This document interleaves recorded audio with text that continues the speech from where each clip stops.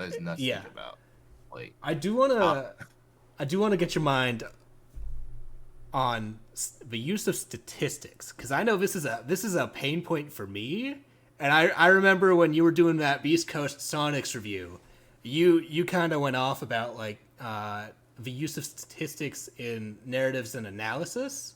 So I kind of want to just have you like talk about it because at least personally, I think statistics and like looking at entry differentials and ratings, especially ratings, but all those stats, the cost, the KD, all of that stuff, I think it's useful when used to accentuate a point to say, I think this is a part of this player's game that is good or bad. And then you toss out a stat and you say, look at this like supporting evidence. But I think as a community, we've gotten to the point which I blame the rating for, like the total rating, which is also something CS:GO and like Valorant have an issue with like the HLTV ratings, is like people take that number, that like 1.02 rating, and they just base everything off that, where that's not how it should be used, right?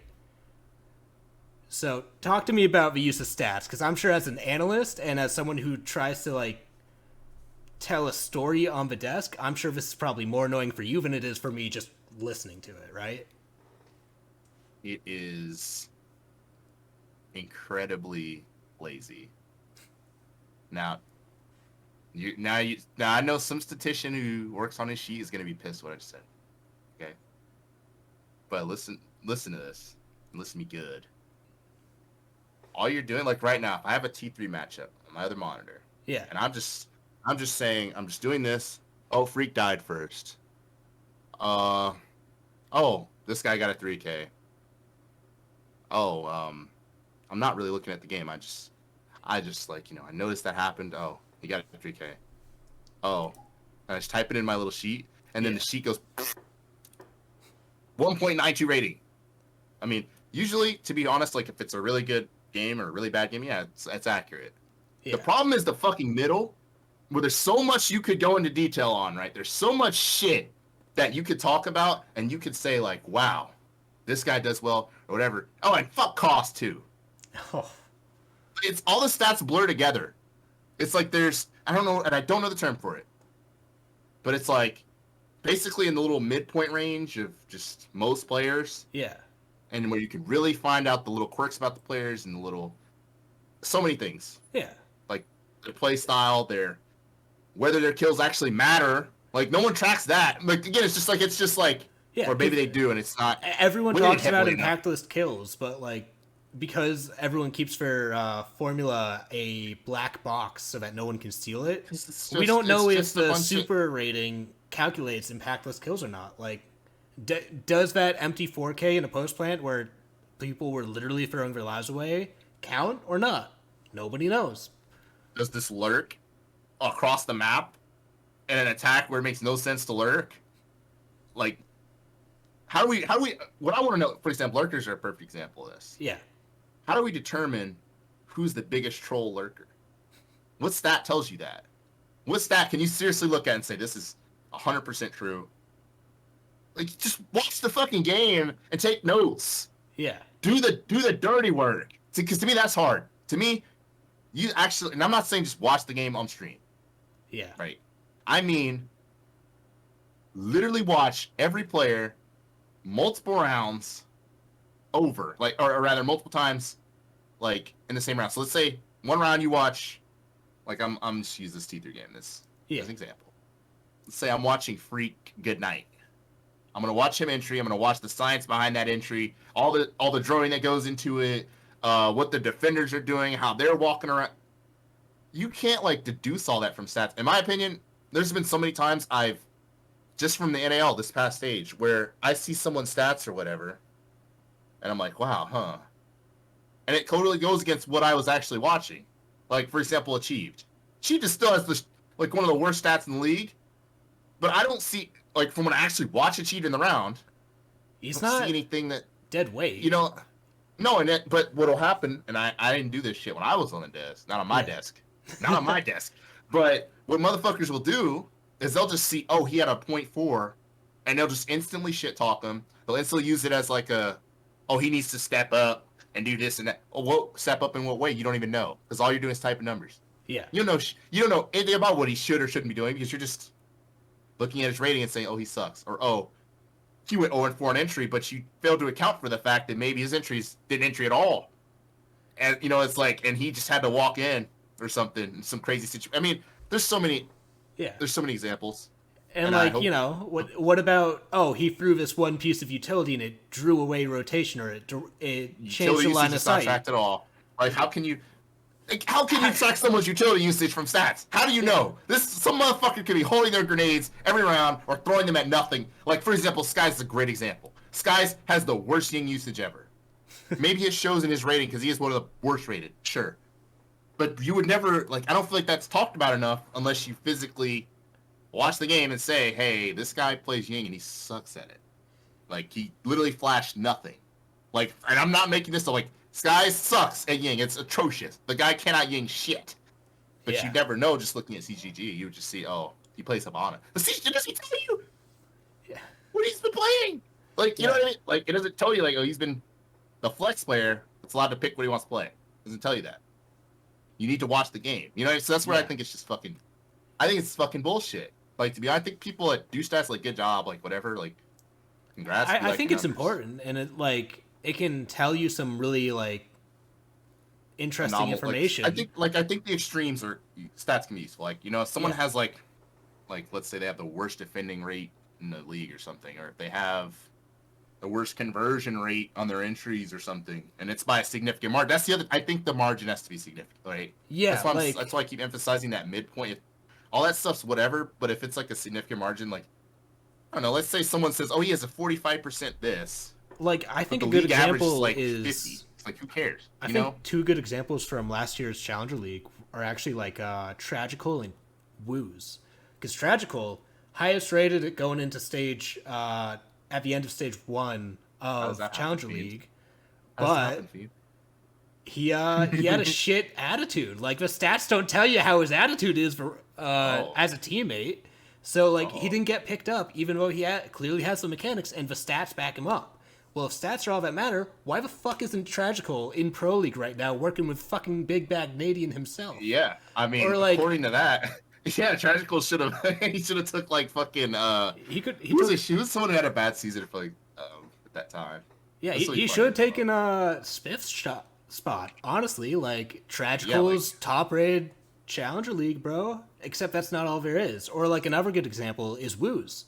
When working with Mr. B, Woos was plus 28 on entry, and I didn't realize that until I was starting to do stats work, looking at Mr. B for prep for an interview, and I saw that on CGG, and I was just like, the fuck do you mean plus 28 on entry? Like, yeah, he won a lot of entry engagements. I didn't realize it was that many. Like, and I think that's, like, but that's a different story than Tragical. That's just, like, an extreme where you go, God damn! Whereas Tragical, it's, like, just highest rated, doesn't tell the entire story, and it's not until you talk to B and just say, hey, why didn't you keep Tragical if he was so good? And he says, because he's Mr. B and he's just going to be honest, oh, shit attitude. Brought less to the team because of his attitude than any of his mechanical ability could have brought. And that's where you go, okay, yeah, no, this makes more sense now. So, and that's the other thing with mechanics. Again, when people, and it goes it's the argument oldest time. Because, for example, people will shit talk old mechanics, like the old pros or whatever, right? Yeah. The truth of the matter is, at that level, you get to a point, and I can't believe, I don't think it's people that have played, like, at high elo or anything, because, to be honest, most people, like, they can Ferrari peak. You know what I mean? Most people, when they have a drone or something, they're gonna get the kill. Like, most people, when, you know what I'm trying to say? Like, they have a spawn peak, and someone's not looking at the spot, they get the spawn peak. Yeah. It's just like, at what point is everyone literally just a clone? And what it really comes down to, everyone's a mechanical clone. Everyone can do the same shit given the right situation, or everyone will die to the same thing given the wrong situation. At what point is it literally irrelevant to talk about how good someone is? And is it better to start talking, and this is where it's like, this is hard, this is difficult. This requires some brains. This requires a brain stem. To actually watch the game and say, well, he's doing this because of this. Yeah. specific little thing, not just because he's good. Because that's why it's like I think that's shit. I think that is so fucking lazy to just say, oh yeah, this guy's just so good. He just takes over the game. How is he taking over the game? What did he do? Did he get aggressive in pressure situations? Did he like ignore utility? How did he take over the game? What did he do? What rules did he break? Is it the team play style? Is it how the team uses the utility? Is it how they use their operators? What operators they pick? What operators they don't pick? Yeah. A million things you could talk about than just saying his stat looks good, so he must be good. Yeah. And fuck that. I don't do it. I'm gonna be honest. I don't use stats in my analysis at all. I just watch the game. I take good points or bullet points of like technical things that I think went good. And if it was something where the guy actually did just because there are people who like are special mechanically, like not to discredit mechanically, like super good people, and people when they have good rounds, like. But I think there's rounds and that doesn't happen that doesn't happen all the time. Yeah, like you can look at Spoit and be like, all right, something's different here. He like breaks the rules a little bit, but you're not going to turn around and say, oh, Lax is like mechanically strong or weak. Like he gets the job done, and that's all that's needed. Let me put it like this: if let's say someone has a round like that, I call out that round. This guy just went. That was just ridiculous. He just won fights he shouldn't have, and he won the round that way. Like, and I call it that round, that specific round. I don't say the whole game. I don't use the. Because it's possible the whole game, he wasn't all that. Maybe he was just walking into bullets. Maybe he was just walking carelessly into angles, right, and dying. But he had one good round where he had 4K and he looked good. Like I don't know. I think it's much better to explain the context. That's why I focus on. I don't focus on fucking them. I don't like. I love Jesse. Jesse's awesome. But like, I think it works better when there's one guy that. There's the stats man and the the more eye test guy, because that way you can kind of balance it out. I found last year's broadcast kind of rough, because no diss to the talent, because like you're not alone. Jacob and Jesse, smart guys, great guys. Like having met Jacob, like super good guy, super nice guy. But when you have two people who base their analysis off of stats and for the most part off of stats, you get some very bland desks, because it's just, well, the numbers say this and the numbers say that, so the numbers said blah, and here's your number soup, and it's it doesn't make for entertainment, and we are still doing entertainment stuff, so you gotta say, but fuck the stats. I think he's going to go nuclear. I think this guy's going to shit the bed. I think the map bans say this, and the narrative says that. And, create some entertainment. And when you have somebody saying fuck the numbers and someone saying listen to the numbers, that can create some interest. Whereas if you just have only numbers, that's when it gets real bland. It creates some... it creates some discombobulation, which I think is good. I think like that's entertaining. Like you said, and it is entertainment. If I say, this motherfucker didn't drone shit, this guy just walked around the map, no drone Jerome, like, that's way funnier than saying, well, Gunner is 2-10 on the entry, and he needs to pick it up. Yeah. The fuck? Say, this motherfucker's solo pushing because he does. Gunner does solo. Well, they kind of fixed it with, I don't know if you saw, like, the interview where he was like, Geo's system is what changed that. But before that, they were just bot walking around solo. Yeah. Right. What, that's much more fun to talk about. It's fun for me to talk about right now. It makes me hype. Yeah. Because it's like, dude, they were just crouch walking around and they look shit, but that's why they sucked. That's why he's 2-10. Yeah. And that's why he's inconsistent. Like, that's fun to talk. I think just saying he's 2-10, boo-hoo, fuck you. Yeah. Talk about why. Yeah. Sorry, that's a no. I love it, because I'm in the same boat, man. Like, I very much am in the, like, I don't care about the entry differential, because, like, what happened this round? Oh, he had no drone to help him out, so he had to solo push because the rest of his team was just sitting around waiting for a hard wall to be opened. Oh, well, if he's pushing alone into someone who had a Valcam on him, he's going to lose with no info versus someone with info. So, like, do you really count that as a bad entry, or is that bad teamwork? Stats Yeah, don't exactly. care, but like that's a how narrative. many times does it actually get like someone like Merc? Perfect Yeah. example. Oh my fucking god. People act like Merc's shit, like Merc's bad or something. Do you see how much map control that dude takes? Like, Exactly. he says, "This is your map. This is my map. This is let me tell you mine something. now." There's some people, like for example, would you put just because Woos went plus whatever on entry, would you replace fucking Merc with Woos No, I just think because of a stat? Are you nuts? no. So why are we bringing it up on the fucking desk? Like, are you? It's Yeah, like, watch the game, you'll see Merc does a lot of good things. He may just die like an idiot sometimes, but guess what? he also does a lot of takes good a things. lot of. Yeah, exactly. I think that's what it is. I wouldn't want to play against that myself. I don't care what his numbers are. Guess what? You think the players think about that shit? You think fucking anybody that's playing against Merc is like, oh man, he's -4 on entry. Yo, I'm gonna wide swing Merc. He's I'm -6 on entry, bro. I'm +2. He's -5. So I should. No one does that shit. If you do that, you're gonna get fucking like. Bro, imagine get trying put to in the pull that blender. shit on Bolo. You're like, oh, Bolo is -4 fell this off. game. Oh, He yeah, he fell fell off. off I'm this gonna stage. wide swing his ass. He's gonna put you Yeah. in the dirt so quick, dude. Like, Like, Bolo oh, is- dude. Bolo is -7 at this stage, so like, I like my like, what? No one thinks like that in the moment. Yeah. It's everyone's a beast. Everyone's this and everything.